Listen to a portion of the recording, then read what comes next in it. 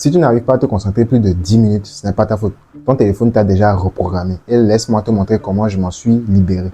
Alors salut, je m'appelle Zeidan et dans cette vidéo, je vais te montrer comment je suis passé de 9 heures de temps d'écran à 2 heures de temps d'écran par jour. Et oui, 2 heures seulement. Et je te jure que si moi j'ai réussi, toi aussi tu peux appliquer cette méthode pour réduire ton temps d'écran. Alors, ne perdons pas plus de temps, passons au sujet de la vidéo. Astuce numéro 1, couper toutes les notifications.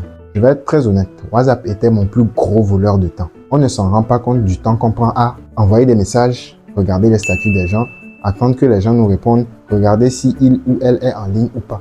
Et là, on se retrouve à ouvrir l'application WhatsApp 90 ou 100 fois dans une seule journée. Et tout ça, ça casse notre concentration. J'ai compris une chose, la plus grande distraction, ce n'est pas 30 minutes sur TikTok, mais c'est 5 secondes 200 fois dans une seule journée. Alors, j'ai fait un truc radical. J'ai désactivé toutes les notifications de mon téléphone.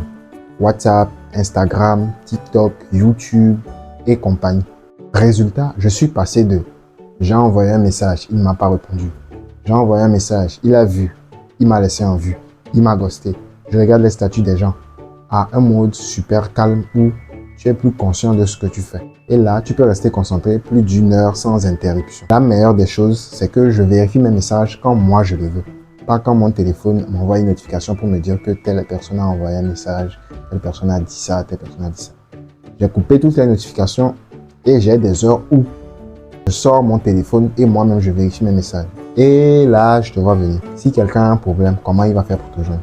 Mon frère, si quelqu'un a vraiment besoin de toi, il va t'appeler. Astuce numéro 2, activer le temps de concentration. Si tu as un iPhone comme moi, tu connais peut-être la fonctionnalité, mais tu ne l'utilises pas brièvement comme il se doit. Alors, comment ça marche? Quand tu actives le temps de concentration, ton téléphone, déjà, elle bloque toutes les notifications. A contrario, de laisser passer les notifications que toi-même tu as décidé urgentes. Seuls les contacts importants peuvent te joindre. Les applications comme TikTok, Instagram, YouTube etc. deviennent grises. L'iPhone t'empêche d'ouvrir les applications que tu veux éviter. Et de surplus, tu peux choisir tes temps de focus et les programmer en fonction de tes horaires de travail. En vrai, c'est un garde-corps de ta concentration.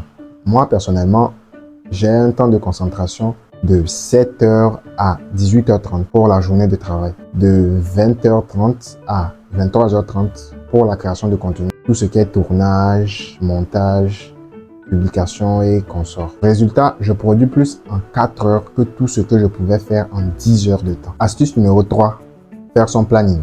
Je vais être brutal, mais en 2025, si tu n'as pas de planning, tu deviens esclave du planning des autres, de tes émotions et de surcroît, l'esclave de ton smartphone. Donc, fais un planning simple avec tes heures de travail, tes tâches de la journée, tes heures où tu peux aller sur les réseaux sociaux et répondre aux messages, et etc. etc. À titre d'exemple, moi, mon planning, il est de 7h à 18h30. C'est le travail de la journée. Maintenant, de 18h30 à 20h, je me prépare, je rentre chez moi, je mange, je me lave, je fais tout ce que j'ai à faire. Et de 20h30 à 23h30, je travaille sur ma création de contenu.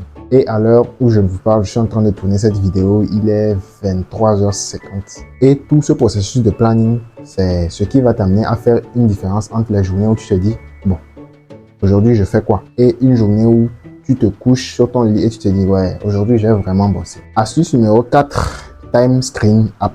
Là, c'est le hack ultime. Parce que ce qu'il faut savoir, c'est que aller sur TikTok, aller voir des vidéos sur TikTok, c'est devenu tellement banal que c'est pratiquement impossible de s'en lasser. Donc, à quoi bon éviter l'inéluctable? La meilleure des choses à faire, c'est de prévoir dans son planning les temps où on s'autorise d'aller voir les réseaux sociaux. Pour ceux qui ont un iPhone comme moi, disons que je m'autorise 30 minutes de TikTok par jour. Et donc, je vais dans mes paramètres au niveau des temps d'écran et consorts. Je règle l'application TikTok sur 30 minutes d'utilisation journalière. Je donne mon téléphone à un ami, il met un code et je m'assure qu'il ne me donnera jamais le code, même si la terre devrait trembler. Et là, si j'utilise mon TikTok, au bout de 30 minutes, l'application se bloque et on me demande un code. À moins que je n'ai le code, je ne peux plus utiliser TikTok.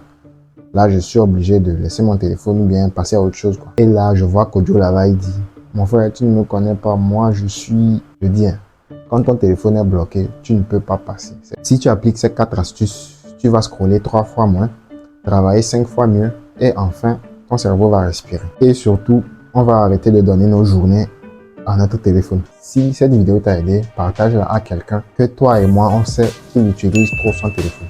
Je m'appelle Salifou Dato, je viens tout juste de lancer ma chaîne, donc ça fait vraiment plaisir de voir que j'ai de nouveaux abonnés. Laissez un commentaire, ça me fait plaisir d'y répondre et puis on se voit dans la prochaine vidéo. Ciao!